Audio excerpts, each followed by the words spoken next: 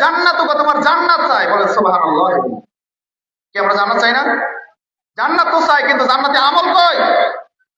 আজকে এত বরকতপূর্ণ জায়গা, এত ফজিলতপূর্ণ জায়গা, অথচ যখন আমি পাশ দিয়ে আসলাম, এই যে মেলা, দোকানপাট, মনে হচ্ছে যে এটা হিন্দুদের যেমন উকাস মেলা ছিল, এরকম মনে হয় এখানে শুরু হয়ে গেছে। নাউযুবিল্লাহি মিন যালিক।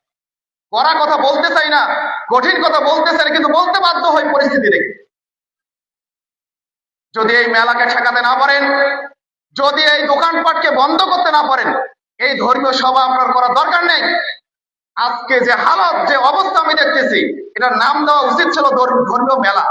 ধর্মীয় মেলা উচিত ছিল নাম দেওয়া। কোথায়? আজকে জান্নাতের বাগান খালি। সহিহ তিরমিজির মধ্যে 3510 নম্বর হাদিস আল্লাহ রাসূল বলেছেন, এটাকে রিয়াজুল জান্নাহ, কি নাম দিয়েছেন? জান্নাতের একটা বাগান। অথচ জান্নাতের বাগান ফাঁকা, আর শয়তানের দরবার কি? সম্মানিত উপস্থিতি, আমি আপনাকে সম্মান করি, আপনাকে দিনী ভাই মনে করি। যারা এখনো পর্যন্ত এই মেলায় ঘোরাফেরা করতেছেন, সকলকে আমি আপনাদের দিনী ভাই হিসাবে আপনাদের কল্যাণ কামনা করার জন্য আপনাকে অনুরোধ জানাচ্ছি, আপনারা যত দ্রুত সম্ভব সেই মেলা থেকে এখানে জান্নাতের বাগানে এসে ঢুকে পড়ুন। এত হাদিস, এত আলোচনা, এত ওয়াজ মাহফিল, এত কথাবার্তা, তারপরও জাতির পরিবর্তন হয়, তারপরও জাতির জ্ঞান ফেরে না। আজকে এই জান্নাতের বাগান, এটা ফেরেশতারা কত মূল্যায়ন করে, অথচ আমরা আদম সন্তান, এটার মূল্যায়ন করা আমাদের বেশি দরকার ছিল। ফেরেশতারা কি জাহান্নামে যাবে নাকি? ফেরেশতাদের জান্নাত জাহান্নাম আছে? কাদের আছে? আমাদের আছে। যদি আমরা ভালো আমল করি, আমলের বিনিময়ে আমরা জান্নাত লাভ করতে পারবো। যদি ভালো আমল না করতে পারি, এর বিনিময়ে আমাদেরকে জাহান্নামে যেতে হবে।